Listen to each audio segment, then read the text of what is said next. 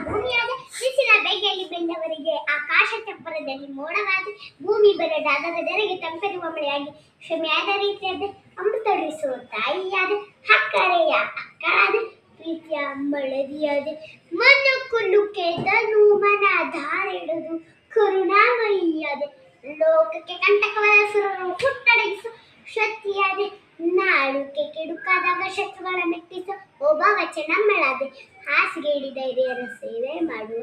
ಸೇವಕಿಯೂ ಅದೇ ಭೂಮಿಯಾಗಿ ಮೋಡ ಮಳೆಯಾಗಿ ತಾಯಿ ಜೋದರಿ ಮಳದಿಯಾಗಿ ಶಕ್ತಿಯಾಗಿ ಸೇವಕಿಯೂ ಆಗಿ ಕ್ಷಮೆ ಕರುಣೆಗೆ ಮಾರ್ಗಸೂಚಿಯಾಗಿ ಬದುಕು ಕಲಿಸೋ ನನ್ನ ದೀಪವಾಗಿ ನಾನು ಬೇಕು.